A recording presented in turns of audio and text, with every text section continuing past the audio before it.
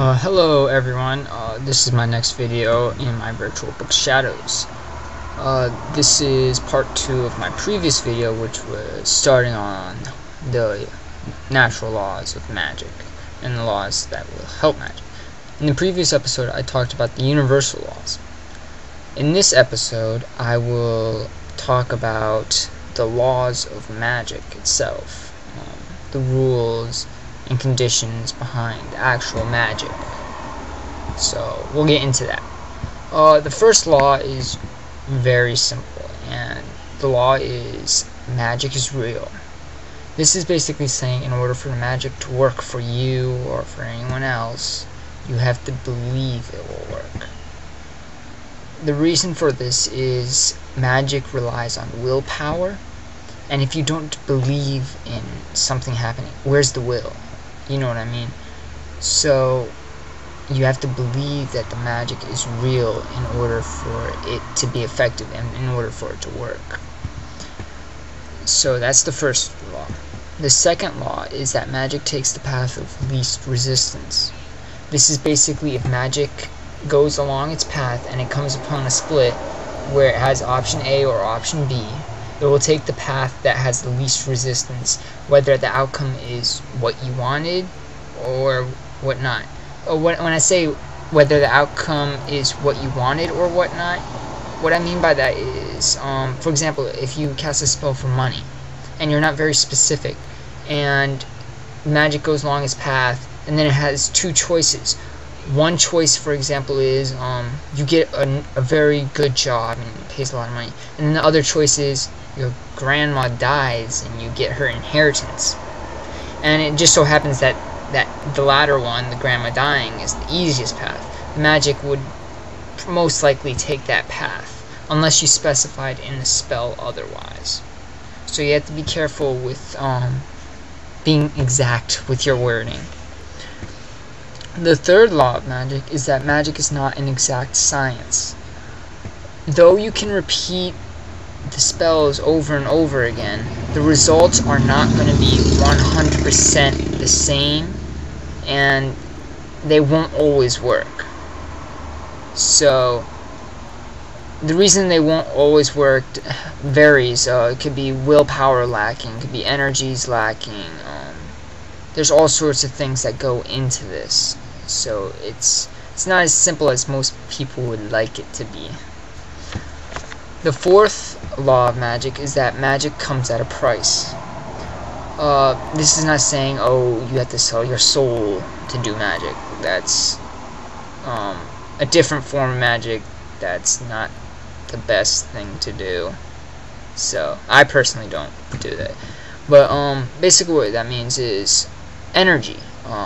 You need to put out energy in order for the magic to actually work.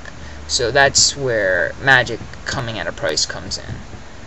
The fifth law is that magic is energy. Magic is everywhere. I slipped up and said energy, because basically what magic is everywhere, this law says that magic can be found within everything, everywhere, no matter where you are, what you're doing, because energy is everywhere, within everything, and can be used. So the sixth law of magic is that magic is affected by action.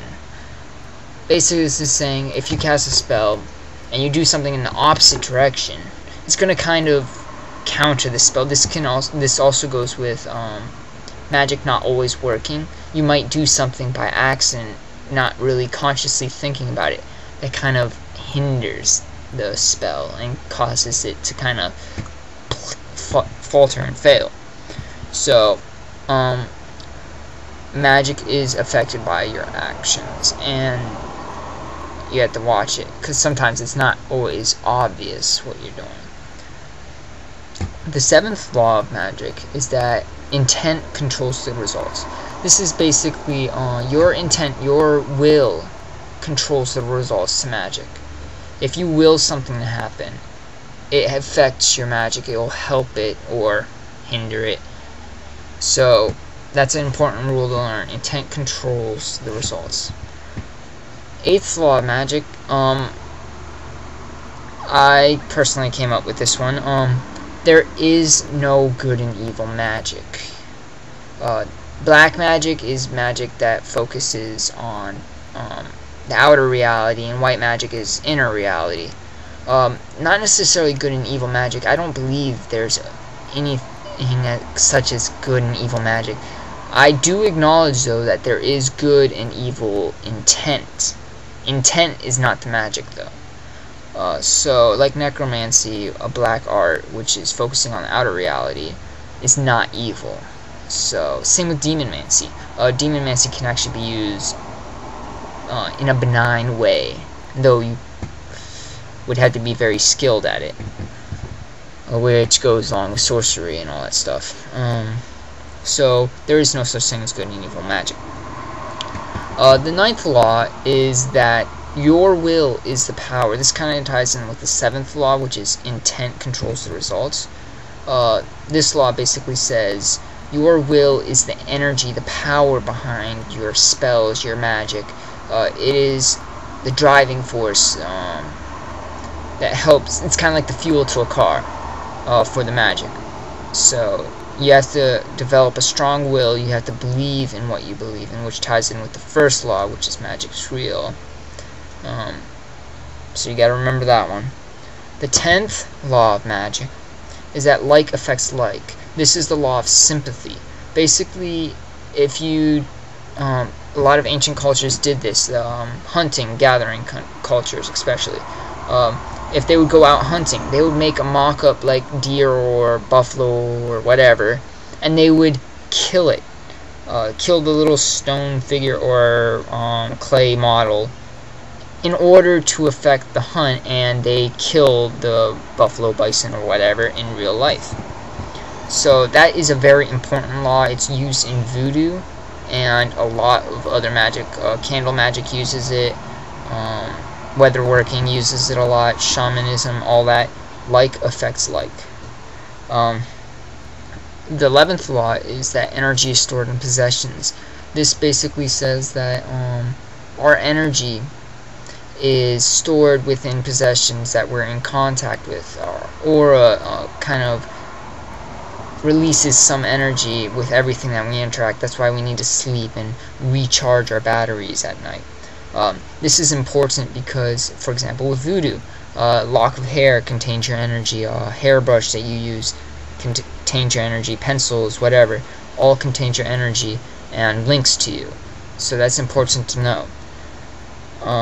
The 12th law of magic is don't invoke what you cannot banish. This is an old law of magic. This can apply to spirits. Don't summon something that's way above your level. But it can also apply to energy. Don't gather in too much energy if you can't take it. A buildup of too much energy in your body that your body can't handle can lead to adverse results. And you can technically psychic attack yourself. So don't invoke what you cannot banish. The 13th law of magic is that magic is fueled by energy. Energy is magic's fuel. This is important to know because magic uses energy, and energy is everywhere. You need to know what to use this magic. So you have to learn how to use energy manipulation, basic psionics. You can look up some stuff on psionics, energy manipulation, and learn how to manipulate this energy. This will help you a lot with developing your magical skills and psychic skills or whatever else you want to do. So it's important to know magic's fuel is energy. The 14th law of magic, I personally think this is an important one, and I didn't make this up. It's a law in a way of practicing magic, not magic itself, but it's know yourself. When you're doing magic, you have to know what you feel, what you think, your capabilities, how you work, in order to effectively use and be effective in magic. Thank you for listening. That is part 2 of Laws of Magic. I hope you enjoyed. I'll come up with another video soon. See ya.